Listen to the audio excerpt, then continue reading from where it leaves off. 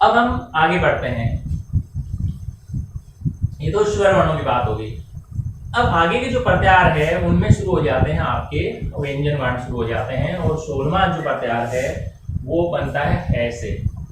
अब इसकी ट्रिक क्या बनाए हम, तो आप देखिए यहाँ पे 4 सूत्र पूरे हो चुके हैं, 5वां सूत्र आ रहा है आपका है वर्ड, और उसमें पहला वर्ण है वो व्यंजन वर्ण है, लेकिन ये है। अब यहाँ पर यदि हम इन तीनों की बात करें, ये वे तो ये अंतस्थ वर्ण है और ये भी अंतस्थ वर्ण है, लेकिन ये ऊष्म वर्ण है। और हमने एक चीज ये भी पढ़ी थी महर्षि सूत्र के दौरान कि है का इस्तेमाल वह 2 जगह हो रहा है। ये 2 जगह क्यों हो रहा है ये भी मैं आपको बता चुका हूं, क्योंकि यहाँ पर है की आवश्यकता 2 प्रत्याहारों को बनाने में हमें करनी पड़ती है। 2 प्रत्याहार कौन कौन से हैं, एक तो अट प्रत्याहार है जिसमें इसको शामिल करना पड़ता है। देखिए अट प्रत्याहार ये था ना, यहाँ इसको हम पूरा क्लियर कर देता हूँ। तो ऐसे आप शुरू हो रहे हैं और तय तक आप आ रहे हैं यहाँ तक, तो यहाँ पे शामिल हो गया है अट प्रत्याहार में भी।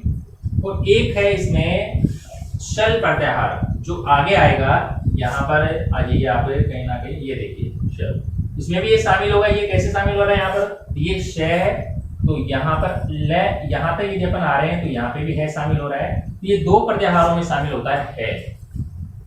तो है से यहाँ पे प्रत्याहार बन रहा है नहीं बन रहा ये याद रखना है। तो यहाँ पर है से जुड़े 2 प्रत्याहार हैं, एक है हर्ष और एक है हल।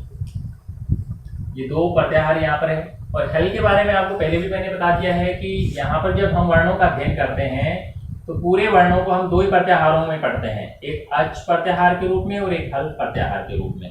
पूरे वर्णों को अच है वो किसका प्रतिनिधित्व कर रहा है, स्वर वर्णों का कर रहा है, जबकि हल किसका कर रहा है, व्यंजन वर्णों का कर रहा है। कहने का तात्पर्य है कि समस्त स्वर वर्ण अच प्रत्याहार में शामिल है और समस्त व्यंजन वर्ण हल प्रत्याहार में शामिल है। कैसे शामिल है, जैसे हल का देखिए आप, ऐसे आप शुरू हो रहे हैं, कहां तक जा रहे हैं, ल तक जा रहे हैं, ऐसे शुरू हो जाइए और ल तक आ जाइए, ये सारे व्यंजन वर्ण हैं।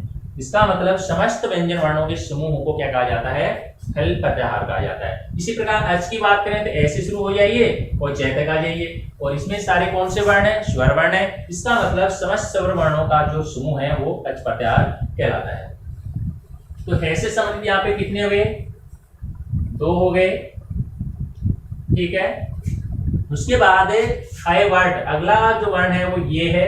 तो हमें सिर्फ ये याद रखना है कि ये से जुड़े हुए प्रत्याहार है या नहीं है। यदि है यानी आपका जवाब ये इसमें है तो कितने हैं, तो आप देखेंगे यहाँ पे 1 2 3 4 है, यहाँ पर 1 2 3 4 5 है, 22वें तक है 5। अब आप देख रहे होंगे कि ऐसे जुड़े हुए 8 थे और ये दूसरी बड़ी संख्या आ रही है 5 की, तो ये अपने आप में महत्वपूर्ण हो गया। ये स्वर ये वर्ण जो कि व्यंजन वर्ण है। अब इनके नाम उसी प्रकार याद करने हैं आपको, 2 4 5 बार उच्चारित करना है। यन यम ये यर जो भी है 3 का ग्रुप बना लीजिए, ये 2 का बना लीजिए, या फिर ये 2 का नीचे का 3 का बना लीजिए। यन यम ये यर, इस प्रकार आप इनका उच्चारण करिए तो आपको ये चीजें याद हो जाएगी। ये से 5 हो गए। फिर अगला है वह। अब हमें ये देखना है कि वैसे कोई प्रत्याहार बन रहा है नहीं बन रहा है। प्रत्याहारों की सूची में देखते हैं तो वैसे 2 यहाँ पर प्रत्याहार बन रहे हैं, इनकी संख्या मैं यहाँ लिख देता हूँ। आप जब प्रैक्टिकल वर्क करेंगे, इनको सीखने का प्रयास करेंगे तो आप इनके पूरे नाम यहाँ लिखेंगे, जैसे वैश्य और वल, मैं कुछ लिख रहा हूँ कुछ नहीं लिख रहा हूँ। तो यहाँ पे ये 2 प्रत्याहार किससे बन रहे हैं, वैसे बन रहे हैं। अब मान लीजिए वश प्रत्याहार आ गया किसी सूत्र में और आपको पता लगाना है कि कौन कौन से इसमें वर्ण शामिल है, तो वैसे चले जाइए डायरेक्ट और आप फिर इसके अंदर श को ढूंढिए। तो ये श यहाँ पे आ रहा है, तो ये आपको यहाँ से चलना है, वे रे ले ये में अंग अण ने झ भे ढ ध घ ढ से ये घ होगा यहाँ पे, घ ढ ध और जय बै गै ढ ध, यहाँ तक के वर्ण है वो सारे किसमें आ जाएंगे, आपके वश में आ जाएंगे। फिर आगे अगला क्या आ रहा है वह रे आ रहा है। तो हमें देखना है कि रे से संबंधित कोई प्रत्याहार बनता है या नहीं बनता है। तो आप इस सूची में देखेंगे कि यहाँ पे एक ही बन रहा है, तो मैं यहाँ पे लिख देता हूँ एक ही। यहाँ पे एक चीज मैं और क्लियर कर देता हूँ कि यहाँ देखिए 43 नंबर पे भी रे प्रत्याहार लिखा हुआ है, और ये मैंने महर्षि सूत्र के दौरान आपको बता दिया था कि ये विवाद का विषय है। कुछ विद्वान इसे मानते हैं, कुछ विद्वान इसे नहीं मानते हैं। अब यहाँ पर यदि हम रे को शामिल करते हैं तो ये कुल कितने हो जाते हैं, ये 2 हो जाते हैं। एक कौन सा हो गया, एक ही हो गया। एक कौन सा हो गया, ये सीधा हो गया। क्या इनकी 43 हो जाती है और शामिल नहीं करते हैं ये 42 रह जाते हैं। तो ये हो गया इसका, इनका संबंध इनसे है, तो ये नाम आपको याद रखना है, ठीक है। तो ये 2 होते हैं, 42 तक संख्या आपकी पहुंच जाएगी। तो ये हो गया। उसके बाद ये पूरा हो गया यहाँ पर। फिर ये है लय। तो हमें देखना है कि इससे संबंधित कोई भी यहाँ पर बन रहा है या नहीं बन रहा है, तो इससे संबंधित नहीं है। फिर यहाँ पे 7 में आ गया महेश्वर सूत्र, जो पंचम वर्णों का है। अब हमें ये देखना है कि पंचम वर्ण से कोई सूत्र मतलब यहाँ पे प्रत्याहार बन रहा है या नहीं बन रहा है। तो यहाँ पर ये पंचम वर्ण से बन रहा है, ये भी पंचम वर्ण का है। तो यहाँ पर पंचम वर्ण से 2 बन रहे हैं, जिसमें पहला पंचम वर्ण है वो मैं, जिससे 1 बन रहा है, और दूसरा पंचम वर्ण अंग बोलते हैं, जिसको अपन साधारण भाषा में अड़य जिसको कह रहे हैं, उसे भी 1 बन रहा है। अब यहाँ पर भी एक विवाद का विषय बन रहा है। 44वां देखिए यहाँ पे क्या लिखा हुआ है, यम लिखा हुआ है। ये भी एक विवाद का विषय है, इसे भी कुछ विद्वान मानते हैं और कुछ विद्वान नहीं मानते हैं। तो इस प्रत्याहार को मानने वाले जो विद्वान हैं वो है बटोज दीक्षित। बटोज दीक्षित हैं, जिनके जो व्याकरण रही है, व्याकरण सिद्धांत कौमुदी जिसका नाम है, एक व्याकरण सिद्धांत कौमुदी, बटोज दीक्षित, बटोज दीक्षित जी हैं। इन्होंने ये प्रत्याहार माना है। अब इस प्रत्याहार को यदि अपन मानते हैं तो संख्या हमारी 44 तक चली जाती है, 42 से 44 तक चली जाती है। इसको यदि हम शामिल करते हैं तो शामिल नहीं किया जाता है तो फिर संख्या 43 रहती है, और इसको भी शामिल नहीं किया जाता है तो फिर संख्या 42, यानी मूल प्रत्याहार 42 है, ठीक है। तो ये भी अपने आप में एक विवाद का विषय है। तो इसको यदि हम शामिल कर लेते हैं तो इस प्रकार कुल मिला के आपके पंचम वर्ण से 3 बन जाते हैं। एक इससे भी बन गया, इसका मतलब पंचम वर्ण से कितने हो गए, 3 हो गए। पंचम वर्ण के बाद महेश्वर सूत्रों में आते हैं चतुर्थ वर्ण। चतुर्थ वर्ण के 2 सूत्र हैं, 8वां और 9वां सूत्र है। एक झ भय, ये घ ढ ध श, तो ये 2 सूत्र बनते हैं पंचम वर्णों से। तो हमें अब ये देखना है कि पंचम वर्णों से कितने प्रत्याहार बनते हैं। तो आप यहाँ पर देखिए, पहला पंचम वर्ण है झ। झ से यहाँ पे 1 2 3 और 4 5, यहाँ पे झ जो है उससे आपके यहाँ पे मैं प्रत्याहार वो हलंत नहीं लगा रहा हूँ। जैसे कि मैंने आपको बताया था कि जब हम उच्चारण करते हैं तो हमारे लिए बहुत मुश्किल होता है कि हम केवल व्यंजन का उच्चारण करें, इसलिए हम है को इसमें शामिल कर रहे थे। झ बोल रहा हूँ इसको पूरा, यदि आप शुद्ध रूप में लिखेंगे तो इसको हलंत भी लगाना चाहिए आपको, तभी ये व्यंजन वर्ण कहलाएगा। अब झ से कितने हुए, 5 हो गए। ये भी अपने आप में एक बड़ा वर्ण है जिससे ज्यादा प्रत्याहार बन रहे हैं। जश जश, यहाँ पे देखिए श से लेके 2 बन रहे हैं, जश जश, ये वाला से ये वाला से। अब आगे मैं एक वीडियो बनाऊंगा जो उच्चारण स्थान का होगा, उसमें आप ये भी समझ पाएंगे कि ये से और ये से, इन दोनों में क्या अंतर है, इनको क्या कहते हैं। और एक ये झ और झर झल, ये 5 हो गए आपके झ से जुड़े हुए।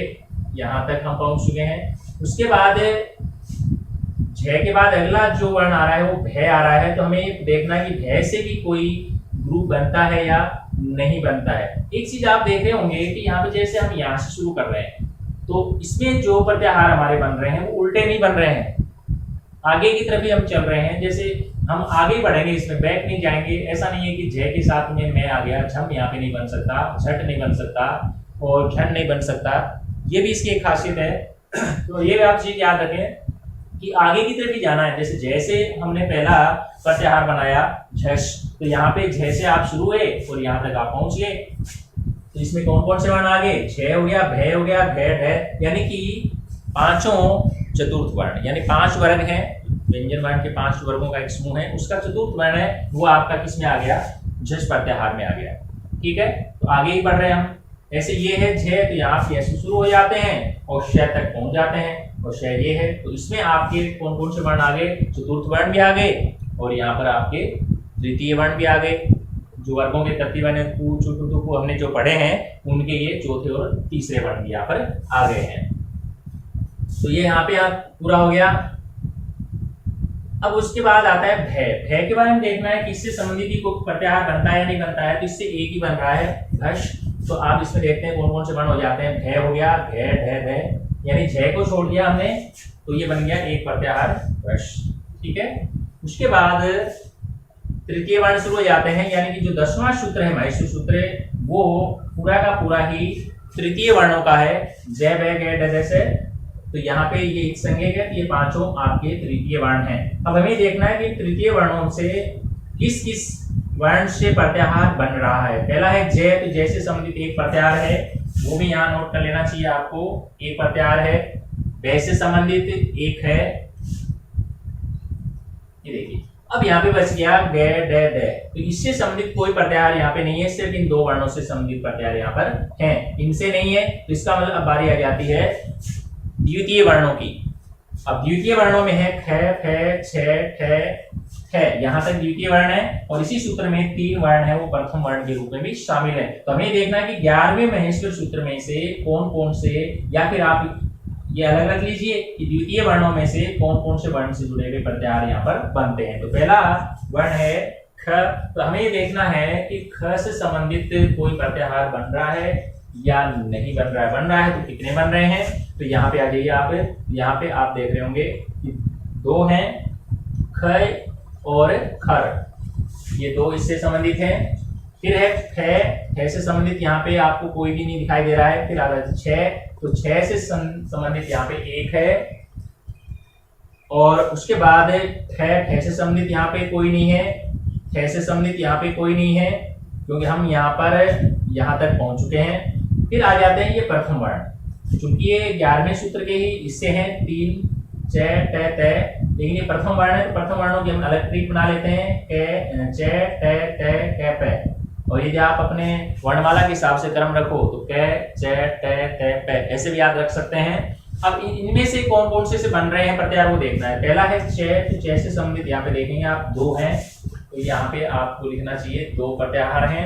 कौन कौन से हैं, यहाँ पे देखिए च और चर, तो च से आप शुरू होते हैं ये तक जाते हैं, और फिर च से शुरू होकर आप र तक जाते हैं। देखिए आगे चल रही है कड़ी, पीछे नहीं चल रही है, यानी काम आसान होता चला जाता है। अब चर है तो चर में आपका च हो गया, ट त क प हो गया, और सॉरी च में च ट त क प हो गया, और चर में आपका च ट त क प श श, ये तीनों श हो गए इसमें। और उसके बाद हम देख रहे हैं ट, तो ट से संबंधित यहाँ पे कोई प्रत्याहार नहीं है, त से संबंधित कोई प्रत्याहार नहीं है, क से संबंधित कोई प्रत्याहार नहीं है, प से संबंधित कोई प्रत्याहार नहीं है। तो फिर चेंज हो जाती है यहाँ पे श्रृंखला, और अब आ जाते हैं आपके ऊष्म वर्ण आ जाते हैं। ऊष्म वर्ण में पहला अक्षर है क्ष, तो हमें देखना है कि इससे संबंधित कोई प्रत्याहार है या नहीं है, तो कितने हैं, तो आप देख रहे होंगे यहाँ पे दो प्रत्याहार हैं, शर और शल। ये है शर और शल, यानी एक यहाँ से शुरू होता है यहाँ खत्म हो जाता है, यानी तीनों श एक ग्रुप में आ जाते हैं। और एक ऐसा है जिसमें चारों ऊष्म वर्ण, जो शल प्रत्याहार है इसमें चारों ऊष्म वर्ण ये शामिल हो जाते हैं। इस प्रकार 42 प्रत्याहार है वो पूरे हो जाते हैं बिना किसी विवाद के, और बाकी का जो 43वां और 44वां है ये शामिल है भी नहीं भी है, दोनों ही बात है तो क्यों है, नहीं है तो क्यों नहीं है, ये चीजें आपको इसमें बता दी गई है। और जब परीक्षा में ये प्रश्न आता है तो आप इन तीनों ऑप्शन में से 42 को प्राथमिकता देंगे।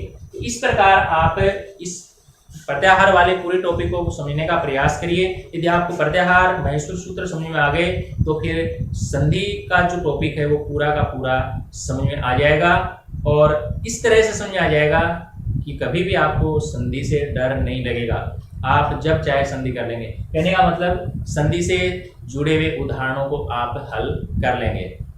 वैसे इतिहास में बहुत सारी संधियां हुई हैं, यहाँ पे उस संधि का मतलब नहीं है, और संधि से जुड़ी हुई जो भी बातें हैं हम संधि वाले वीडियो में करेंगे। उम्मीद है कि आज जो जानकारी मैं आपको देना चाह रहा था, या जो बात आपको समझाना चाह रहा था, या जो भी मेरा तरीका रहा है आपको अच्छा लगा होगा, समझ में आया होगा। और यदि ऐसा है तो आप मेरे इस चैनल को प्रोत्साहित करिए, मुझे भी प्रोत्साहित करिए। वीडियो अच्छा लगता है तो अपने साथियों के साथ आप शेयर करिए, लाइक भी करिए, और चैनल से आप जुड़े रहना चाहते हैं तो आप इसे सब्सक्राइब करिए। मिलता हूं अगले एक नए वीडियो में एक नई जानकारी के साथ। तब तक के लिए सभी को नमस्ते और नमस्कार।